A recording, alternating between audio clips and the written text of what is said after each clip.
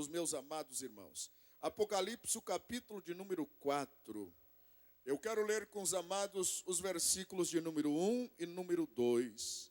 E depois o capítulo de número 5, versículos 1 a 6. Por gentileza, leiamos a Bíblia neste texto, quando quero meditar convosco uma palavra de Deus sobre o tema Consolados no tempo do fim.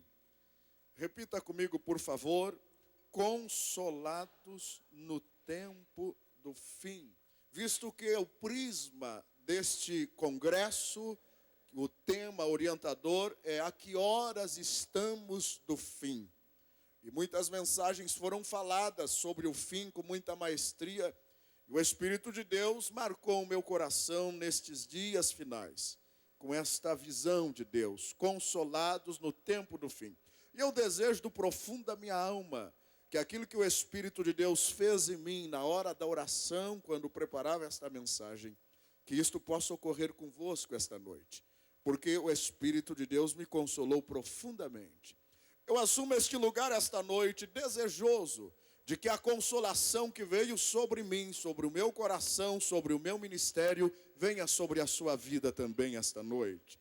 Se porventura alguma ferida, algum sofrimento, alguma mágoa, se porventura algum espinho tem atingido a sua vida nesta caminhada, eu assumo este santo lugar para lhe dizer que o Espírito de Deus tem óleo de consolo sobre a sua vida, sobre o seu ministério esta noite, sobre a igreja do Senhor, sobre os batalhadores, os missionários que são os soldados de vanguarda desta hora final. Apocalipse 4, versículos 1 e 2 nos diz assim: depois destas coisas olhei, e eis que estava uma porta aberta no céu.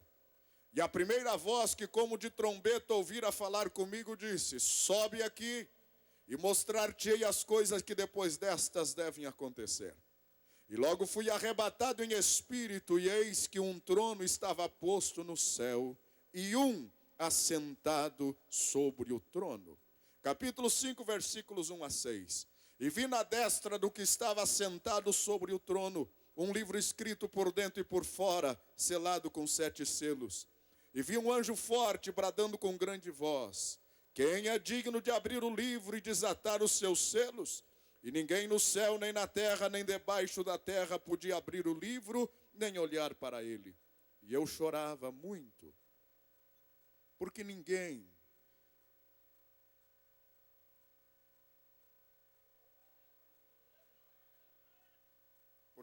for achado digno de abrir o livro, nem de ler e nem de olhar para ele.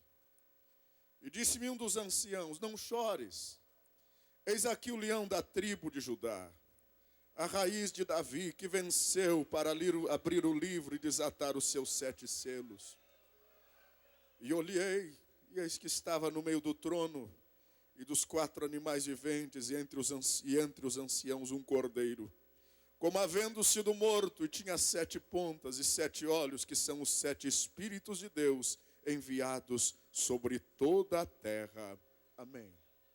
Deus, eu te dou graças por mais esta vez o Senhor me conceder este privilégio que não mereço, de estar neste púlpito, neste santo lugar, no culto de ações de graças deste congresso.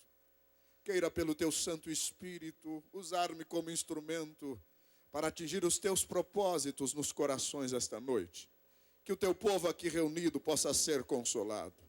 Derrama uma unção de consolação, de fortaleza sobre cada um dos teus filhos aqui esta noite. Mormente sobre aqueles que trabalharam, principalmente sobre os missionários, estes soldados da vanguarda, sobre toda a equipe administrativa e os pregadores que estão aqui, Senhor, que colocaram a sua vida como altar, como sacrifício no altar para abençoar esta multidão. Glorifica o teu nome mais uma vez esta noite, é a nossa petição, em o nome de Jesus. Amém.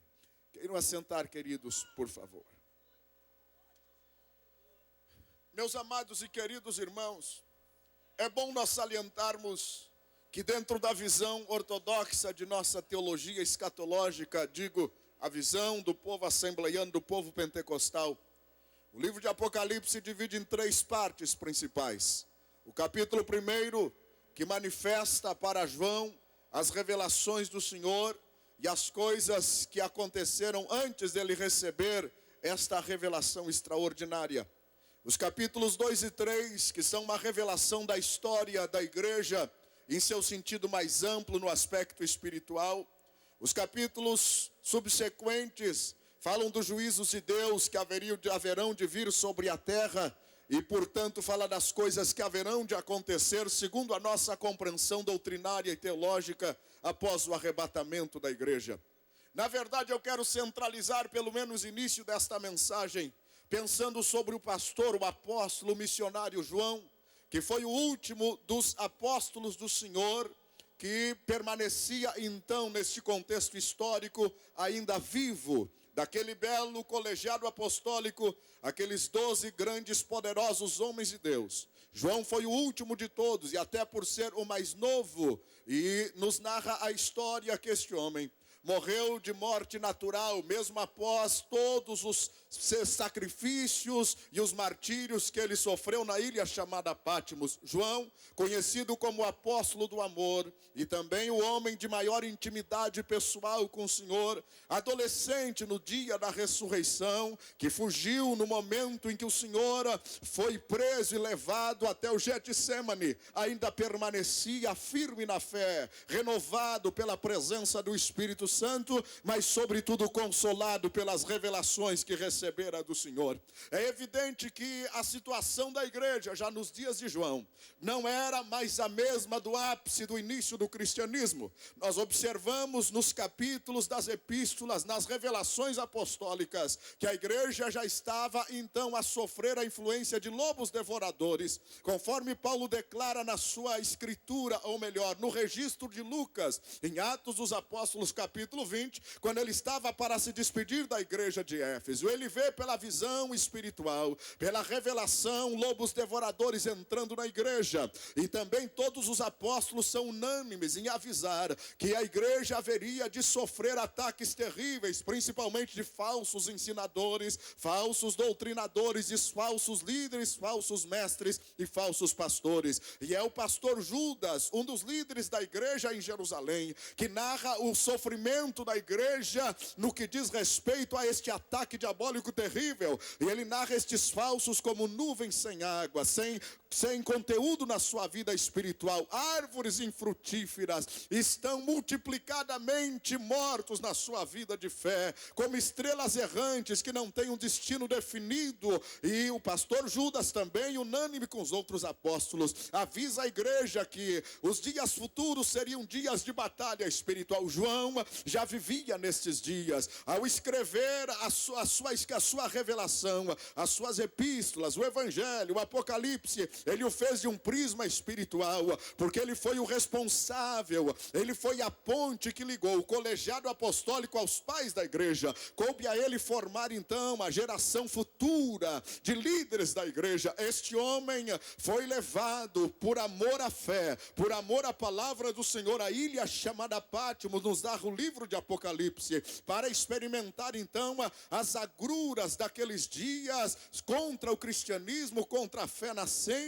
contra o verdadeiro evangelho do Senhor. Mas lá no livro, lá na ilha de Patmos, nos narra o livro de Apocalipse, o Senhor lhe aparece. Na verdade, João, ao receber esta revelação da trajetória da igreja, nos capítulos 2 e 3 de Apocalipse, a análise que faço com a ajuda do Espírito Santo esta noite, é que ele, ao receber esta revelação, estava profundamente decepcionado porque a igreja já começava a passar por momentos difíceis. E é bom nós informarmos aos irmãos que as 7 cartas às igrejas da Ásia significam pelo menos 3 coisas. Primeiro, significam 7 tipos de igrejas que coexistem no sentido espiritual. Segundo, significam 7 tipos de crentes que vivem dentro de uma mesma congregação. Terceiro, significam 7 tipos de líderes religiosos no cristianismo atual e em todas as épocas. Estes 7 significados, 7 tipos de crentes, 7 tipos de igrejas, 7 tipos de líderes, nos trazem a noção do porquê que João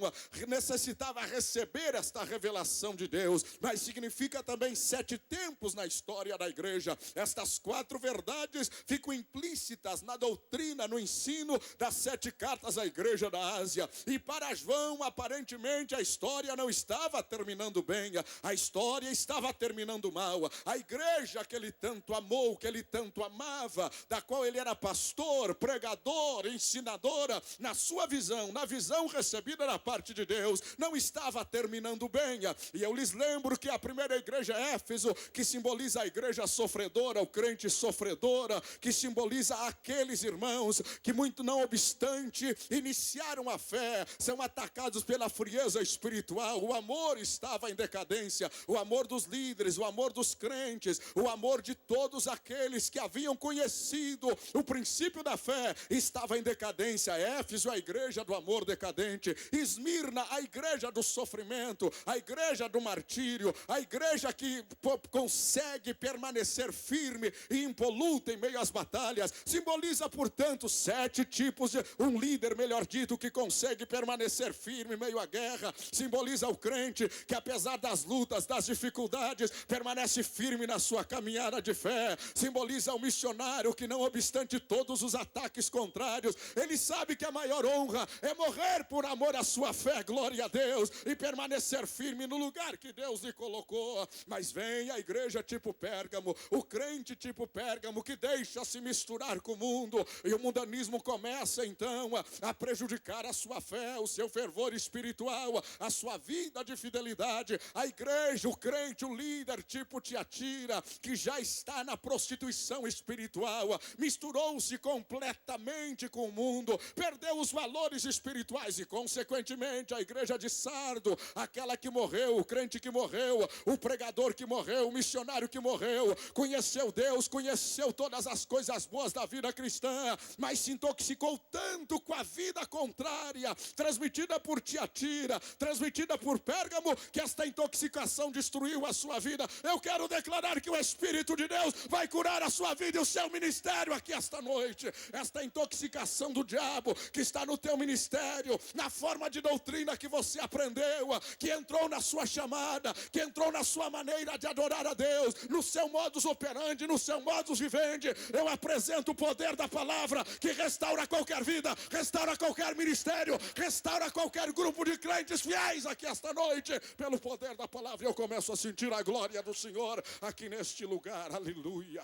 Na verdade, o pastor João, ele estava profundamente preocupado com a história do cristianismo, e o crente tipo Sardo é o crente morto, e nós já ouvimos na mensagem de ontem, que o crente tipo Sardo é como aquela estátua da mulher de Ló, que não se move, está parado, não anda. Ah, meu irmão, se ainda neste congresso dos Gideões missionários alguma coisa não aconteceu na sua vida, se prepare, porque algo de Deus vai acontecer esta noite na tua vida e no teu ministério. Oh, aleluia. Mas que há poder de Deus aqui para recuperar a tua vida, recuperar o teu ministério. Você pode ter certeza que há. O crente tipo Sardo é o crente que está morto. O pregador tipo Sardo é o pregador que morreu. A igreja tipo Sardo é a igreja que morreu. A igreja que deixou de ter aquela vitalidade do Espírito, mover do Espírito, o sobrenatural do Espírito. E eu quero lhe dizer uma verdade: tirem tudo dos pentecostais, tire dinheiro, tire influência política, tire influência religiosa, tire a teologia sistemática, mas não nos tire o mover de Deus, a presença do Espírito Santo.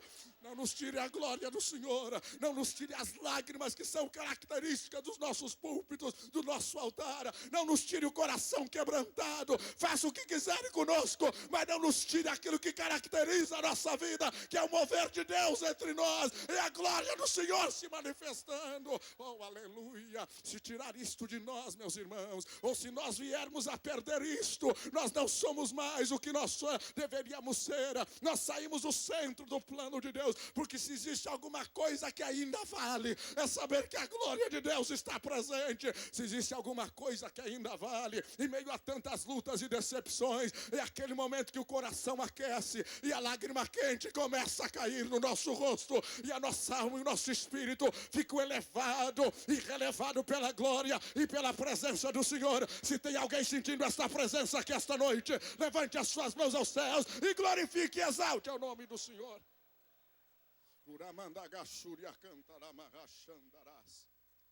A igreja tipo Filadélfia, a igreja missionária, equivale a este período da igreja, a este momento que nós estamos vivendo. Ouça, já está no fim.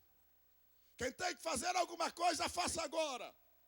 Quem tem que ser cheio do Espírito Santo, seja cheio agora. Quem tem que santificar a sua vida, santifique agora. Quem tem que se levantar como pregador, se levante agora, esta noite, porque esta é a hora de Deus para a tua vida. Não deixe para depois. A porta está para fechar. A porta está para fechar. E vivemos no período da igreja de Filadélfia. A porta ainda está aberta. A igreja fiel, que humanamente falando não tem muitos recursos, eis que tens pouca força. Mas porque guardaste o meu nome e a minha palavra, eu te guardarei da hora da tentação que há de vir sobre todos os que habitam na terra. E a igreja de Laodiceia, a última igreja, o sétimo período. E é por isso que João estava decepcionado, porque aquela bela história que iniciou no Calvário estava para terminar mal. Estava para terminar com uma igreja fria, com uma igreja decadente, com uma igreja derrotada. Esta é a situação da igreja de Laodiceia. Nome de que vive, mas está morto. Não é quente, não é frio, não se define. Não está nem de um lado e nem de um outro. Nem para trás e nem para frente. Está em cima do muro, procurando surfar na onda das benesses materiais e humanas. E o pior disso, Jesus do lado de fora, batendo na porta e dizendo: eis que estou à porta e bato. Se alguém abrir, mas não diz que alguém abriu a porta.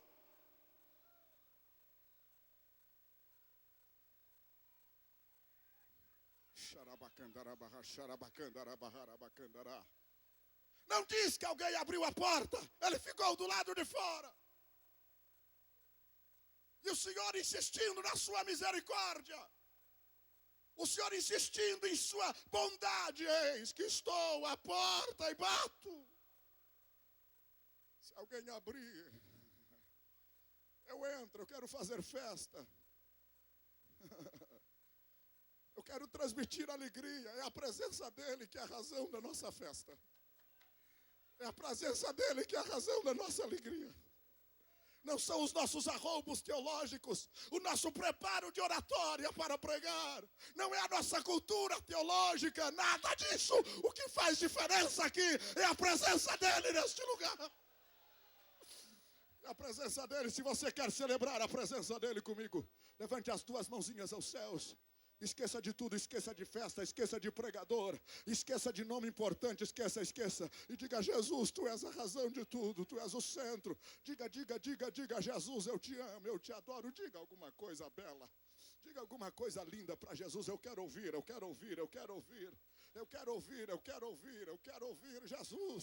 Jesus, eu quero fazer festa, mas fazer festa contigo.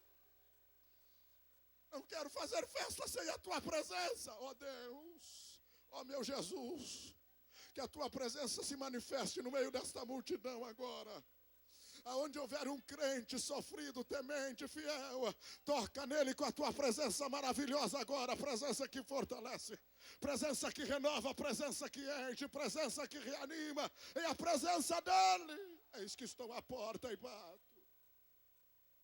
Agora observe, meus queridos irmãos, que como a história estava para terminar mal, a análise interna dos sentimentos de João me autoriza a dizer que ele estava em profundo estado de decepção. E deixe-me fazer uma pergunta: qual o crente fiel que não se decepciona com a frieza?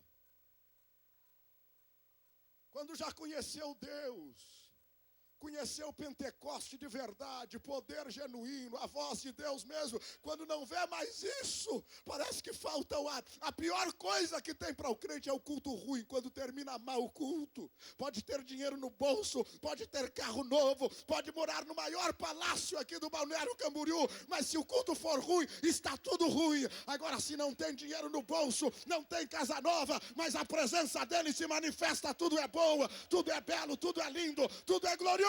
Se o culto é bom.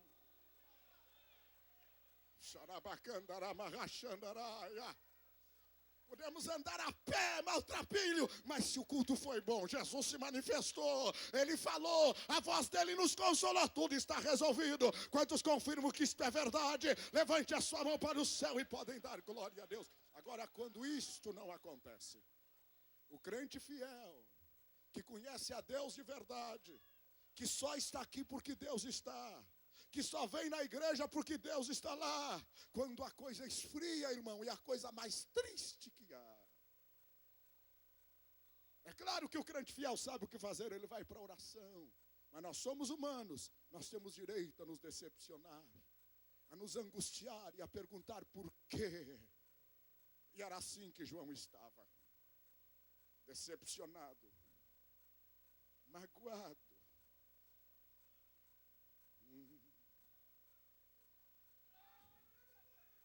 Estou falando aqui aos fiéis esta noite. Aleluia. Aleluia. Estou falando aos fiéis, aos pregadores fiéis. Estou falando aos crentes fiéis, aos pastores fiéis. Estou falando aos profetas fiéis, que estão em pé porque a graça lhes sustenta. Estão em pé porque o Espírito de Deus lhe energiza, mas sabe que a hora do fim está próxima. Olha à direita e à esquerda, olha dentro da igreja, e a sua pergunta é: a que horas estamos do fim? Bate uma palpitação no coração, porque tudo aquilo que nós não quereríamos ver, muitas vezes entre nós estamos vendo. E mesmo que fechamos os olhos, enchemos o nosso coração de amor, mas nós temos olhos para ver, ouvidos para ouvir. Somos seres racionais, somos inteligentes e olhamos à direita e à esquerda. Glória a Deus pelos fiéis, mas já se vê sinais de infecção espiritual, de frieza, de mortandade. E o fiel nesta hora tem uma tendência. Por quê, Senhor? Me tira daqui, me leva. Deus, apressa. Eu assumo este lugar esta noite para lhe dizer que não é hora de fazer esta oração. E esta palavra agora tem endereço certo. Não é hora ainda de fazer esta oração.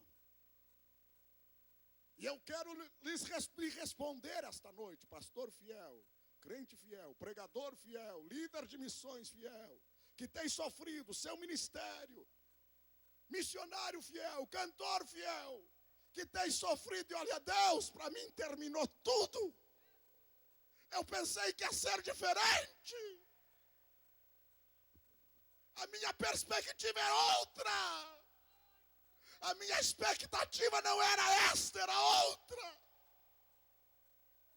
Bem, querido, o Espírito de Deus me deixou para o último dia deste encontro, para consolar a tua alma, para dizer que não é hora de tu fazer esta oração, porque nesta hora de sofrimento, de luta, as consolações do Senhor te são suficientes, e elas vão renovar a tua vida neste lugar aqui esta noite, e vão te levantar deste estado, esta situação de deprimência, de desespero. Ainda tem azeite de Gileade para ser derramado nas tuas feridas aqui esta noite. Ainda tem consolo de Deus para ser manifestado na tua vida. Deixe-me lhe orientar mais uma vez. Eu queria te dizer, meu colega, meu companheiro, crente fiel, Jesus nunca nos enganou. No dia do culto da Santa Ceia, depois que ele lavou os pés dos discípulos em João capítulo 13, o traidor é revelado e sai do meio do povo de Deus, e a glória do Senhor se manifesta. Está lá no Evangelho de João. Jesus se levanta e começa a consolar os discípulos. Não se turbe o vosso coração. Na casa de meu pai há muitas moradas. Se não fosse assim, eu vou-lo teria dito. Mas eu vou vos preparar lugar para que onde eu estiver, estejais vós também. Eu vou para o meu pai, porque se eu não for o Consolador, não virá. Mas se eu for, o Consolador, o Espírito Santo virá. E Ele estará convosco todos os dias. Ele vos falará da minha parte o que tiver ouvido, porque não falará de si mesmo. Ele vos guiará em toda a verdade, e vos revelará tudo o que eu lhe disser. E Ele vos consolará, Ele estará convosco todos os dias. E ele continua a pregação, me parece agora que ele está em pé, naquele culto de Santa Ceia. Capítulo 15, ele olha para os discípulos e disse, olha, como quem diz, eu não vou me separar de vocês, eu sou a videira verdadeira, e vocês são os ramos. A vara que está em mim dá fruto, e o meu Pai limpa para que dê mais fruto ainda. Aleluia. E o versículo 7 ele diz, se permanecerdes na minha palavra, tudo o que pedirdes em meu nome vos será feito. E o versículo 8 ele sai do geral para o específico e diz, se alguma coisa pedirdes em meu nome ao Pai, vos será feito. E mais adiante ele diz, não vos escolheste vós a minha, mas eu vos escolhi a vós, para que vades e deis fruto, e o vosso fruto permaneça, glória a Deus. Pastor Cisino, ele se coloca em pé, a minha impressão, e vai saindo para o horto do Getsemane, e começa o capítulo 16, fala sobre o Espírito Santo, e no final do versículo, do capítulo, ele conclui a grande mensagem antes de orar, e diz assim, no mundo tereis lutas e aflições. Ele não nos enganou. Tem de bom ânimo. Eu venci o mundo. Levante a sua mãozinha direita ao céu. Deus, se é verdade que o Senhor está nesta palavra e me ordenou pregá-la esta noite, eu quero pedir agora que o Senhor derrame uma unção de fortaleza, de ânimo, de consolo e de renovo sobre cada filho teu que está aqui neste santuário. Aquele pregador que deu tudo o que tinha neste Gideão, mas não atingiu o objetivo de sua alma.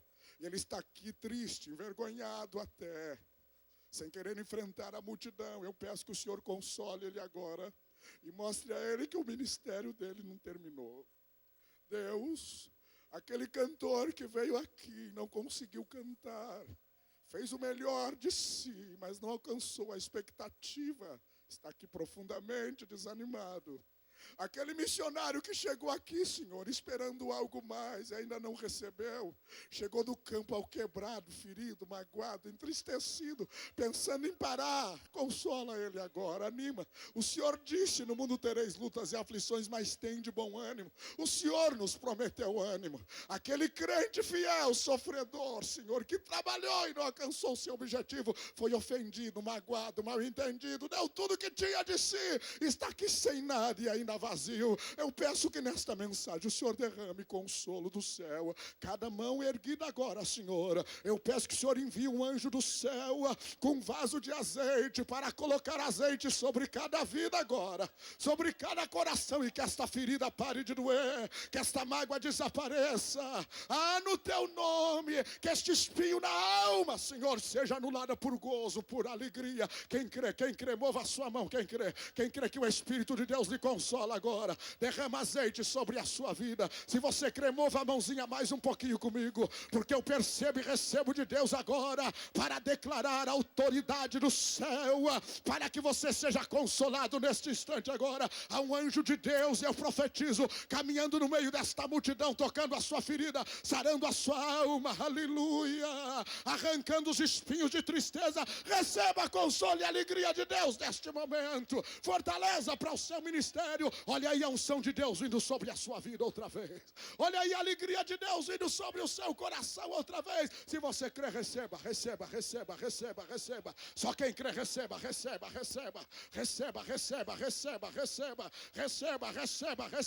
Se você crê, receba.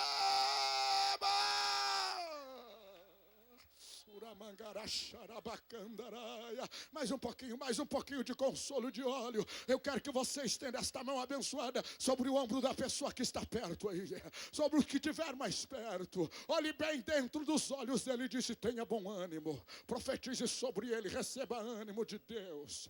Receba ânimo de Deus. Receba ânimo de Deus. Receba a fortaleza de Deus. Receba de Deus.